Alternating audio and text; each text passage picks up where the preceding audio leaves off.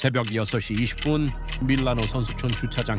각국 관계자 20여 명이 기둥 뒤 벤치 아래 화단 옆에 숨어서 무언가를 지켜보고 있었습니다. 독일 영양사, 미국 코치, 일본 임원까지 마치 스파이처럼 잠복해 있었어요. 그들의 시선은 오직 흰색 트럭 한 대에 꽂혀 있었죠. 트럭 문이 열리고 보온 상자가 내려지는 순간 기적 같은 광경이 펼쳐졌습니다. 물만 부으면 30초 만에 100도로 끓어오르는 도시락. 영하 12도에서도 펄펄 김이 나는 국물. 전 세계 전문가들이 입을 다물지 못했어요. 대체 그 상자 안에는 어떤 비밀이 숨겨져 있었을까요? 그리고 왜 모든 나라가 그 기술을 탐내고 있었던 걸까요? 안녕하세요. 저는 앙투안 뒤보아입니다. 프랑스 사람들은 음식만큼은 우리가 세계 최고라고 믿죠. 저 역시 그랬습니다. 밀라노 올림픽 자문 셰프로 초청받았을 때까지는 말이에요. 그곳에서 저는 한국이라는 나라에게 완전히 무릎을 꿇었습니다. 59세인 지금까지 파리 샹젤리제 거리의 레스토랑 르 그랑팔레를 운영하며 20년간 미슐랭 3스타를 지켜왔습니다. 전 세계 부호들이 제 요리를 맛보려고 전용기를 타고 파리까지 날아올 정도죠.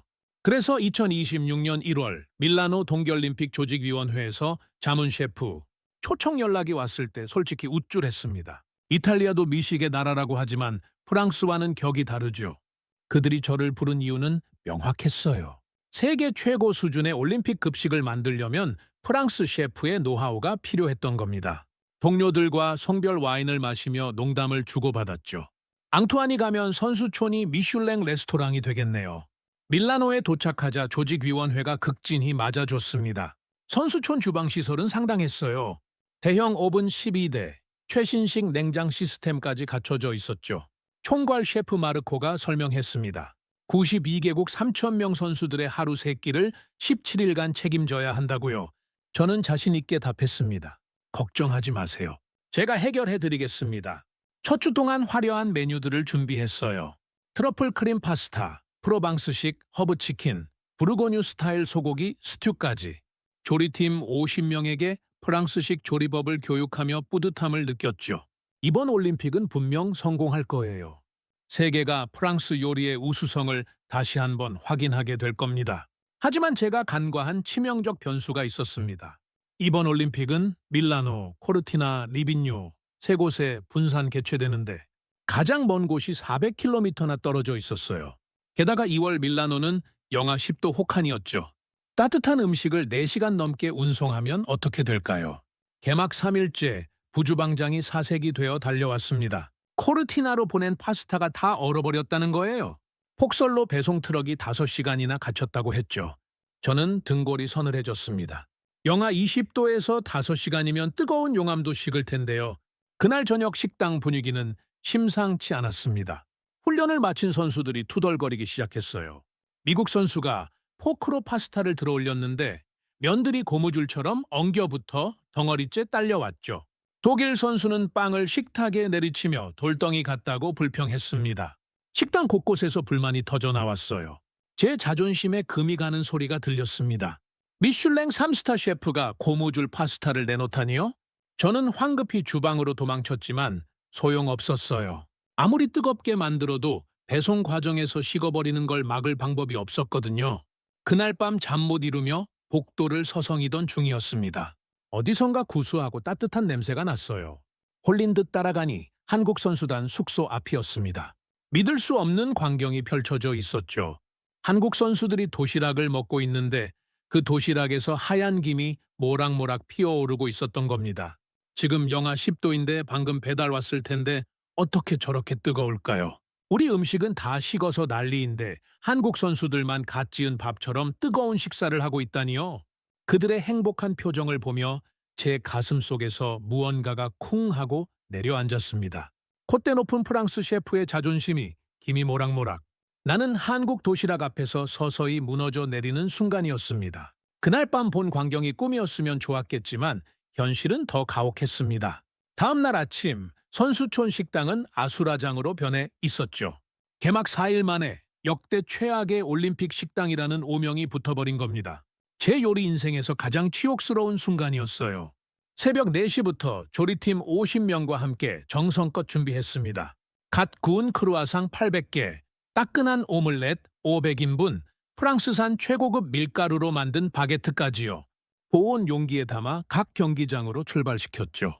하지만 영하 15도의 혹한과 400km 배송 거리는 모든 정성을 물거품으로 만들어버렸습니다. 아침 유법시 식당 문이 열리자마자 불만 섞인 고성이 터져 나왔어요. 미국 피겨 스케이팅 선수가 식판을 내려다보며 얼굴을 붉히고 있었습니다. 이거 사람이 먹으라고 준 건가요? 그녀 앞에는 딱딱하게 굳은 스크램블, 에그와 차갑게 식은 베이컨이 놓여 있었죠. 그녀의 목소리가 식당 전체에 울려 퍼지자 저는 쥐구멍이라도 찾고 싶었습니다. 더 충격적인 건 빵이었어요. 독일 스키 선수가 바게트를 테이블 모서리에 탕탕 내리치며 빚고 왔습니다. 이거 하키퍽으로 써도 되겠는데요? 정말로 돌덩이처럼 변해버린 빵이 테이블을 두드리는 소리가 식당 곳곳에서 메아리 쳤죠. 주변 선수들이 쓴웃음을 지으며 컵라면에 뜨거운 물을 붓기 시작했습니다. 점심시간은 더 끔찍했습니다. 코르티나 경기장으로 보낸 파스타가 문제의 핵심이었어요. 주방에서 갓 삶아낸 알단테 파스타는 완벽했지만 4시간 배송을 거친 파스타는 고무줄 덩어리가 되어 있었습니다. 이탈리아 선수가 포크로 면을 감으려 하다가 그릇째에 들어올리며 절망적으로 외쳤어요. 맙소사, 이건 파스타에 대한 모욕이야. 캐나다 아이스 하키 선수들은 아예 식사를 포기하고 편의점으로 향했습니다. 일본 쇼트트랙 팀은 숙소에서 컵라면을 끓여 먹고 있다고 했죠. 적어도 뜨겁잖아요. 한 선수의 말에 제 가슴이 무너져 내렸습니다. 미슐랭 3스타 셰프가 컵라면에게 패배하고 있는 상황이었거든요. 오후 2시 재앙이 시작됐습니다. SNS에 사진들이 폭포수처럼 쏟아져 나왔어요. 밀란 올림픽, 최악의 식당, 한 배고파요. 해시태그와 함께 돌덩이 빵과 고무줄, 파스타 사진이 전 세계로 퍼져나갔습니다. 프랑스 본국 언론까지 나서서 저를 비난했죠. 미슐랭 3스타 셰프가 국가 망신을 시킨다고요. 그때였습니다. 식당 한쪽에서 웅성거리는 소리가 들렸어요. 호기심에 다가가 보니 선수들이 스마트폰 화면을 보며 감탄하고 있었습니다. 화면 속에는 한국 쇼트트랙 선수들이 도시락을 먹는 영상이 재생되고 있었죠. 영상 속 한국 선수가 도시락 뚜껑을 열자 하얀 김이 폭포수처럼 솟아올랐습니다. 주변 외국 선수들이 와하고 탄성을 질렀어요. 한국 선수가 숟가락으로 국물을 떠서 호호 불어 마시는 장면에서는 지켜보던 선수들이 침을 꿀꺽 삼켰습니다. 저게 말이 돼? 지금 밖이 영하 15도인데. 미국 선수가 믿을 수 없다는 듯 중얼거렸죠. 저는 멍하니 그 화면을 바라봤습니다. 우리 주방에서 나간 음식은 다 식어서 쓰레기통으로 가고 있는데 한국 선수들은 마치 집 안방에서 먹는 것처럼 따뜻한 밥상을 받고 있었던 겁니다.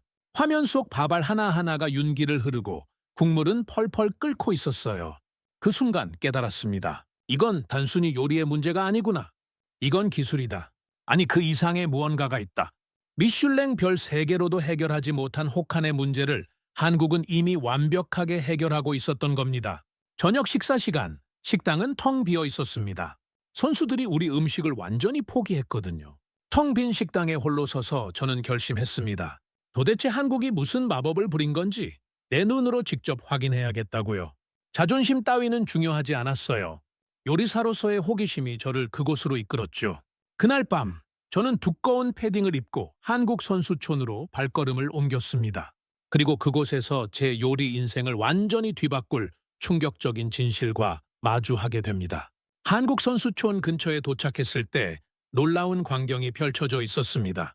각국 베테랑 선수들이 20명 넘게 모여 한국 도시락 배달 트럭을 멍하니 바라보고 있었거든요. 저도 모르게 그 무리에 섞여들었습니다. 독일 바이애슬론 선수 마르쿠스가 깊은 한숨을 쉬며 말했어요. 평창은 정말 천국이었어. 거긴 영하 20도였는데도 밥이 식은 적이 없었거든.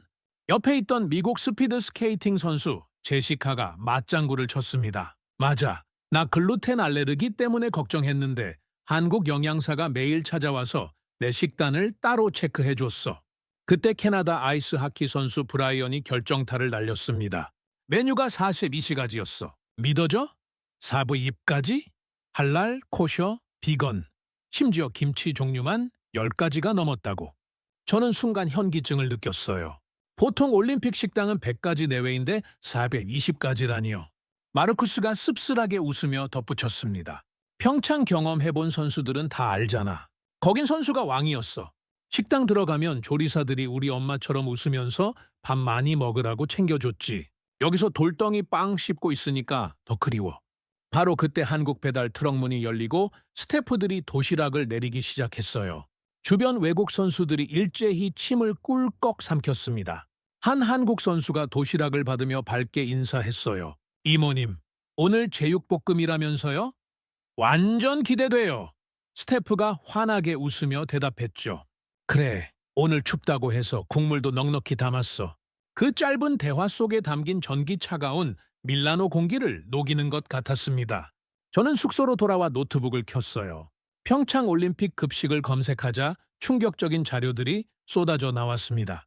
평창 올림픽 급식 예산 150억 원, IOC 역사상 가장 많은 투자, 스포츠 영양학자 30명 상주, 24시간 온도 관리 시스템, 검식관이 상주하며 모든 식자재를 검사했고 선수별 컨디션에 맞춰 칼로리까지 계산했다는 기록을 보고 입이 다물어지지 않았습니다.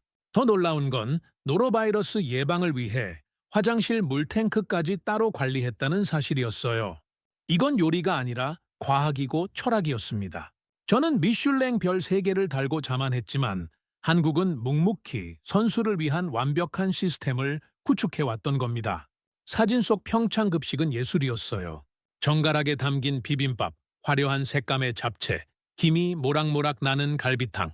사진만 봐도 온기가 느껴질 정도였죠. 그리고 지금 밀라노에서 그 시스템이 다시 빛을 발하고 있었습니다. 그날 밤 저는 잠들 수 없었어요. 제 요리 인생이 부정당하는 기분이었지만 동시에 가슴이 뛰었습니다. 도대체 저 도시락 안에 어떤 비밀이 숨겨져 있을까요? 물만 부으면 뜨거워지는 저 마법 같은 기술은 무엇일까요? 다음 날 새벽, 저는 결심했습니다. 자존심이고 뭐고 다 버리고 저 비밀을 알아내겠다고요. 그게 이번 올림픽을, 아니 제 요리 인생을 구할 유일한 길이라고 직감했으니까요. 다음 날 새벽 6시 20분, 저는 두꺼운 패딩을 입고 한국 선수촌 앞 기둥 뒤에 숨어 있었습니다. 그냥 진솔하게 궁금한 게 있다 하고 물어보면 되는데 정말 그건 죽어도 못하겠더라고요. 미련했죠. 59세 미슐랭 셰프가 스파이처럼 몰래 관찰하고 있다니 우스운 일이었지만 마지막 남은 자존심이 제 발목을 잡았어요. 놀라운 건 제가 혼자가 아니었다는 사실입니다. 기둥 저편에는 독일 영양사가, 벤치 뒤에는 미국 코치들이, 화단 옆에는 일본 관계자들이 숨어 있었어요. 총 20명 넘는 각국 관계자들이 모두 같은 목적으로 몰래 잠복해 있었던 겁니다. 우리 모두 똑같이 자존심 때문에 고생하고 있었던 거예요. 6시 30분 정각, 흰색 배달 트럭이 조용히 들어섰습니다. 한국 스태프 3명이 내려보은 상자들을 조심스럽게 꺼내기 시작했어요. 마치 보물을 다루듯 세심한 손놀림이었습니다. 곧 한국 선수들이 하나둘 나왔죠. 쇼트트랙, 스피드 스케이팅, 컬링 선수들의 얼굴에는 추위에도 불구하고 환한 미소가 번져 있었어요. 스태프가 보온 상자를 열자 특이한 2층 구조의 도시락들이 모습을 드러냈습니다. 한 선수가 도시락을 받아 벤치에 앉더니 주머니에서 작은 물병을 꺼냈어요. 그리고 제가 평생 잊지 못할 장면이 펼쳐졌습니다. 선수가 도시락 아래층에 물을 부은 순간 치익 하는 소리와 함께 하얀 김이 폭발하듯 솟구쳤습니다. 영하 12도의 새벽 공기와 만나 더욱 또렷하게 보이는 그 김이 마치 용의 숨결처럼 웅장했어요. 숨어서 지켜보던 외국 관계자들이 일제히 와 하고 탄성을 삼켰습니다. 30초도 안 돼서 도시락 전체가 뜨겁게 달아올랐어요. 선수가 위층 뚜껑을 열자 갓 지은 쌀밥과 김이 모락모락 나는 김치찌개가 모습을 드러냈습니다. 밥알은 윤기가 흘렀고 찌개 국물에서는 열기가 펄펄 올라왔죠. 선수가 숟가락으로 국물을 떠서 호호 불어 마시는 모습에 저도 모르게 침을 꿀꺽 삼켰습니다. 옆에 숨어있던 프랑스 스키 코치가 떨리는 목소리로 중얼거렸어요. 저거 전자레인지도 없는데 어떻게 뜨거워지는 거지? 일본 관계자가 작게 대답했습니다. 발열팩이래요. 군대 전투식량 기술을 응용한 거라고 들었어요. 물과 반응하면 100도까지 올라간다는데 100도라니 저는 충격에 휩싸였습니다. 영하 12도에서 100도까지 순식간에 올리는 기술이라니요. 이건 요리가 아니라 첨단 과학이었어요. 프랑스가 소스 맛 조절에 매달려 있을 때 한국은 이미 전쟁터 기술을 선수들 밥상에 올려놓고 있었던 겁니다. 다른 한국 선수들도 똑같은 과정을 반복했어요. 물 붓기, 30초 기다리기, 뜨거운 밥 먹기. 마치 마술쇼를 보는 것 같았습니다. 한 선수가 감탄하며 말했죠. 이거 진짜 신기해. 매번 먹어도 놀라워. 그때 한국 선수 하나가 우리 쪽을 힐끗 보더니 환하게 웃으며 인사했어요. 좋은 아침이에요. 그리고는 아무렇지 않게 지나갔습니다. 저는 그 순간 깨달았어요. 한국에게 이건 자랑할 일도 숨길 일도 아니구나. 그냥 당연한 일상이구나. 배달이 끝나고 선수들이 모두 들어간 뒤에도 저희는 한참을 그 자리에 서 있었습니다. 독일 영양사가 한숨을 쉬며 말했어요. 우리는 뭘 한 거지? 미국 코치가 고개를 저었습니다. 한국은 이미 다른 차원에 있어요. 저는 차가운 새벽 공기 속에서 제 자존심이 산산조각 나는 소리를 들었어요. 동시에 가슴 한편에서는 뜨거운 무언가가 타오르기 시작했습니다. 존경심이었죠. 이제 저는 알아야 했어요. 저 기술의 원리를, 저 시스템의 철학을, 그리고 저 따뜻함의 근원을 말이죠. 그날 밤 숙소로 돌아와 노트북을 켰습니다. 손가락이 떨렸어요. 평창 올림픽 급식이라고 검색창에 타이핑하는 순간 제 요리 인생이 송두리째 흔들릴 거라는 예감이 들었거든요. 엔터키를 누르자 화면이 자료들로 가득 채워졌습니다. 첫 번째 기사 제목부터 충격이었어요. 평창 올림픽 급식 예산 150억 원, IOC 역사상 최대 규모. 150억이라니요. 제가 1년 동안 레스토랑을 운영하는 예산의 몇 배였습니다. 단 17일을 위해 이 정도 투자를 했다는 게 믿기지 않았죠. 다음 자료는 더 놀라웠어요. 메뉴 사료 20가지, 조리 인력 180명, 스포츠 영양학자 30명 상주. 손이 마우스 위에서 멈췄습니다. 4조십까지라는 숫자가 눈에 박혔거든요. 제 레스토랑 메뉴가 40가지인데 평창은 그 10배를 준비했던 겁니다. 클릭할수록 입이 벌어졌어요. 각 메뉴마다 칼로리, 단백질, 탄수화물 비율이 소수점까지 계산되어 있었습니다. 스피드 스케이팅 선수용 고단백 식단, 피겨 선수용 저칼로리 식단, 컬링 선수용 두뇌 회전 식단까지 종목별 맞춤 설계가 완벽했죠. 더 충격적인 건 개인별 데이터베이스였어요. 어떤 선수는 글루텐 알레르기, 누구는 유당불내증이라고 일일이 기록되어 있었습니다. 한 선수가 특정 알레르기를 신고하면 즉시 전용 메뉴가 준비됐다는 기록을 보고 저는 경악했어요. 이건 급식이 아니라 맞춤 의료 서비스였습니다.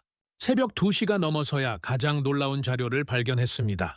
영하 20도 환경에서 음식 온도가 10분마다 0.5도씩 떨어진다는 과학적 데이터와 이를 막기 위한 보온 용기 설계 도면까지 있었어요. 프랑스가 소스 맛에 집착할 때 한국은 여력학을 요리에 적용하고 있었던 겁니다.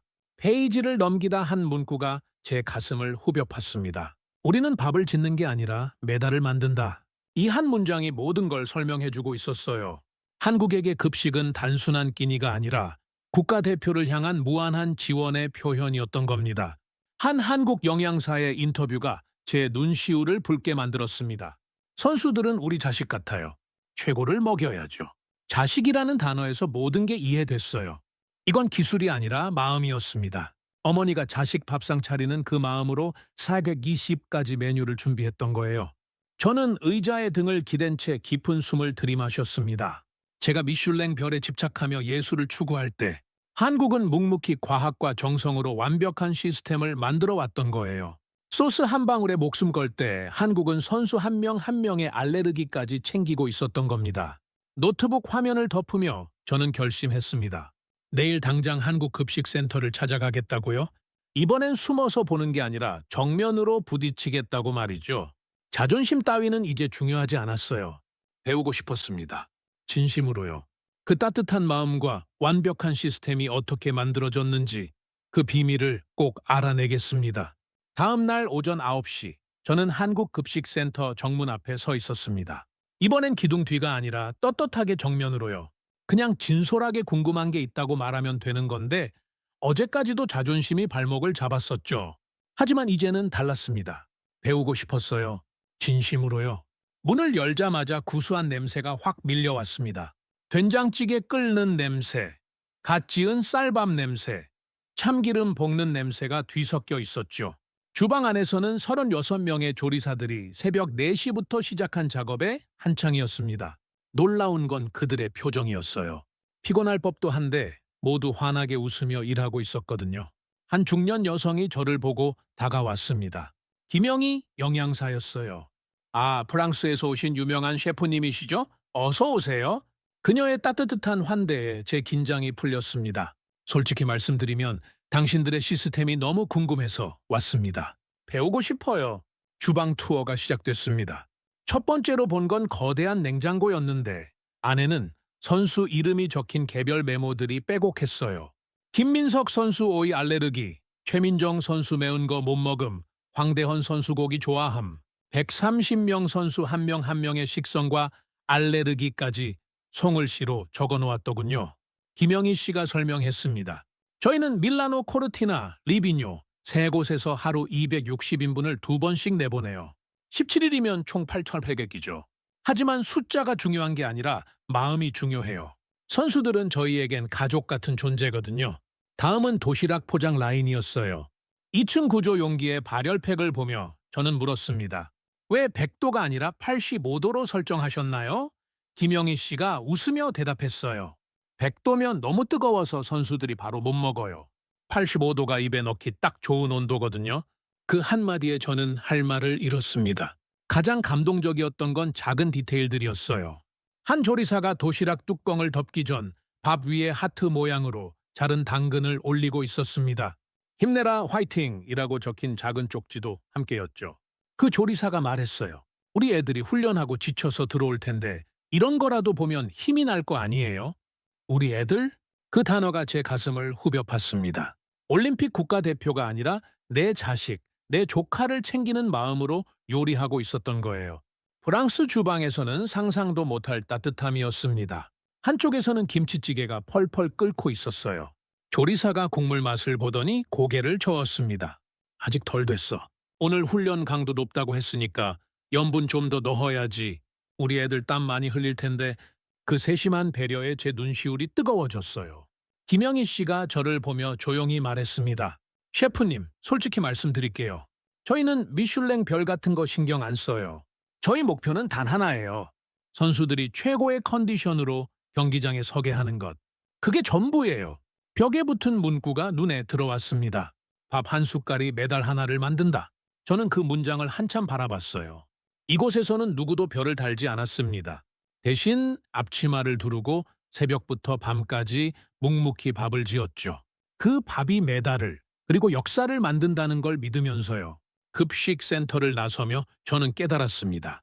제가 평생 별을 위해 요리했다면 한국은 사람을 위해 밥을 지었던 겁니다. 기술과 정성, 과학과 마음이 완벽하게 조화를 이룬 이곳에서 저는 진정한 요리의 의미를 배웠어요. 이제 제가 해야 할 일은 명확했습니다. 이 위대한 철학을 전 세계에 알리는 것, 그리고 콧대 높은 프랑스 요리계에 진정한 밥상의 의미를 가르쳐주는 것 말이죠. 밀라노 올림픽이 끝나고 일주일 후 저는 파리 IOC 본부 대회의실에 서 있었습니다. 앞에는 32개국 올림픽위원회 급식 책임자들이 앉아 있었죠. 평생 레스토랑 주방에서만 살았던 제가 200명 앞에서 발표를 하게 될 줄은 꿈에도 몰랐어요. 사실 저는 밤새 완벽한 보고서를 준비했었습니다. 프랑스 요리의 우수성을 역설하고 시스템 개선 방안을 제시하는 내용이었죠. 하지만 단상에 올라 준비한 원고를 내려다보는 순간 더 이상 거짓말을 할 수 없다는 생각이 들었어요. 저는 원고를 덮고 마이크 앞에 섰습니다. 여러분, 저는 밀라노에서 완전히 실패했습니다. 시작부터 솔직하게 인정했죠. 회의실이 조용해졌어요. 미슐랭 3스타 셰프가 공개적으로 실패를 고백하는 건 전례가 없는 일이었거든요. 제 요리는 차갑게 식었고 선수들은 컵라면으로 끼니를 때웠습니다. 역대 최악의 올림픽 식당이라는 오명을 받았죠. 화면에 밀라노 식당 사진들을 띄웠습니다. 딱딱하게 굳은 빵, 고무줄처럼 엉긴 파스타, 실망한 선수들의 표정. 독일 대표가 고개를 끄덕였어요. 우리도 비슷했습니다. 혹한과 분산 개최는 모든 나라에게 악몽이었죠. 하지만 한 나라만은 달랐습니다. 저는 다음 슬라이드를 넘겼어요. 화면에 한국 선수들이 김이 모락모락 나는 도시락을 먹는 영상이 재생됐습니다. 한국입니다. 회의실이 웅성거렸죠. 한국은 130명 선수단 중 단 한 명도 식사 문제로 컨디션을 잃지 않았습니다. 구체적 데이터를 보여드리겠습니다. 화면이 바뀌었어요. 한국 급식 시스템, 투자액 22억 원, 급식센터 3곳, 조리 인력 36명, 하루 260인분 배송, 발열팩 기술로 30초 만에 85도 가열. 일본 대표가 숨을 들이켰습니다. 22억이라니요? 저는 계속했습니다. 하지만 돈이 전부가 아니었습니다. 제가 발견한 건 시스템이 아니라 철학이었어요. 한국은 2018년 평창 올림픽에서 노로바이러스 경험을 교훈 삼아 8년간 준비했습니다. 평창에서는 420가지 메뉴, 150억 원 투자로 완벽한 시스템을 구축했고 밀라노에서 그 진화된 모습을 보여줬죠. 가장 중요한 건 따로 있었어요. 저는 한국급식센터에서 본 장면을 설명했습니다. 조리사들이 도시락 뚜껑을 닫기 전 하트 모양 당근을 올리고 힘내라는 쪽지를 넣던 모습을요. 선수 한 명 한 명을 우리 애들이라고 부르며 자식처럼 챙기던 그 마음을요. 회의실이 숙연해졌습니다. 여러분, 제가 깨달은 건 이겁니다. 저는 목소리에 힘을 주었어요. 미슐랭 별보다 중요한 것은 선수를 향한 진심입니다. 기술보다 중요한 건 마음입니다. 한국은 그걸 증명했어요. 그리고 폭탄 선언을 했습니다. 저는 제안합니다. 2030년 프랑스 알프스 동계올림픽에서 한국 시스템을 전면 벤치마킹해야 합니다. 발열팩 기술 도입, 분산급식센터 설치, 그리고 가장 중요한 선수 중심 철학의 실천입니다. 독일 대표가 먼저 손을 들었습니다. 우리도 동참하겠습니다. 일본이 뒤따랐죠. 저희도요. 이탈리아, 캐나다, 미국까지 차례로 손을 들었어요. 순식간에 수십 개국이 찬성 의사를 밝혔습니다. 기립박수가 터져 나왔어요. 발표를 마치고 내려오는데 한 사람이 다가왔어요. 김영희 영양사였습니다. 밀라노에서 저를 따뜻하게 맞아줬던 그분이죠. 셰프님, 좋은 발표였어요. 그녀가 웃으며 말했습니다. 감사합니다. 당신들에게 배운 걸 전 세계에 알렸을 뿐입니다. 제가 정중히 고개를 숙였어요. 김영희 씨가 제 어깨를 가볍게 두드렸습니다. 요리는 사람을 위한 거니까요. 그 당연한 진리를 다시 깨우쳐 주셔서 고마워요. 그날 저는 평생 추구했던 미슐랭 별보다 더 값진 걸 얻었습니다. 진정한 요리의 의미를, 그리고 한국이라는 나라의 위대함을 세계에 알릴 수 있는 영광을 말이죠. 파리로 돌아온 지 3개월이 지났습니다. 제 레스토랑 주방 벽에는 이제 한글로 쓰인 문구가 걸려 있어요. 밥 한 숟갈이 매달 하나를 만든다. 직원들이 매일 아침 그 문구를 보며 하루를 시작하죠. 미슐랭 3스타보다 더 소중한 가치를 배웠으니까요. 오늘 아침 충격적인 뉴스가 날아왔습니다. 밀라노 올림픽 최종 보고서에 따르면 한국 선수단의 부상률이 역대 최저를 기록했다는 거예요. 컨디션 관리 점수는 참가 32개국 중 당당히 1위였죠. 더 놀라운 건 경기 성적이었습니다. 쇼트트랙 금메달 3개, 스피드 스케이팅 은메달 2개. 각국 언론이 분석했어요. 한국 선수들 체력이 예전보다 월등히 좋아진 비결은 무엇인가? 답은 명확했습니다. 밥심이었어요.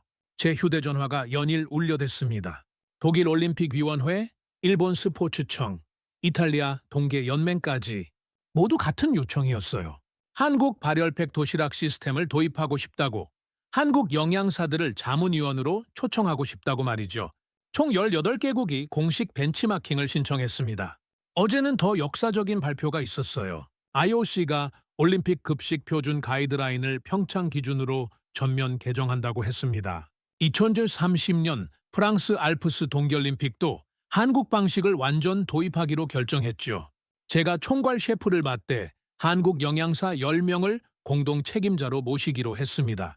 프랑스 언론이 저를 인터뷰했어요. 미슐랭 셰프가 한국을 배웠다는 게 화제였거든요. 기자가 물었습니다. 프랑스 요리의 자존심은 어떻게 되는 거죠? 저는 단호하게 답했어요. 진정한 자존심은 배울 줄 아는 겸손함입니다. 평창은 과거가 아니라 영원한 기준이에요. 그날 저녁 소포 하나가 도착했습니다. 발신인은 김영희 영양사님이었죠. 정성스럽게 포장된 김치와 함께 편지가 들어있었어요.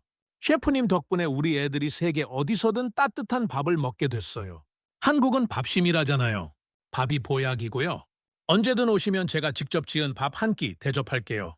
편지를 읽으며 눈시울이 뜨거워졌습니다. 밥심, 밥이 보약? 그 소박한 말 속에 한국의 모든 철학이 담겨 있었어요. 기술도 시스템도 중요하지만 결국 사람을 살리는 건 따뜻한 정성이라는 것을요. 저는 답장을 썼습니다. 존경하는 김영희 영양사님, 그리고 대한민국의 모든 분들. 당신들이야말로 진정한 금메달리스트입니다. 당신들이 지은 밥이 세계를 바꿨어요. 평창은 전설이 되었고 한국은 기준이 되었습니다. 이제 전 세계가 한국을 바라봅니다.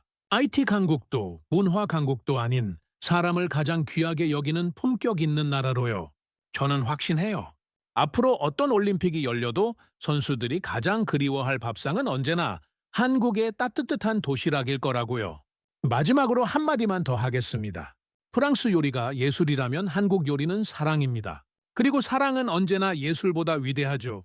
대한민국, 당신들이 자랑스럽습니다. 진심으로 존경합니다.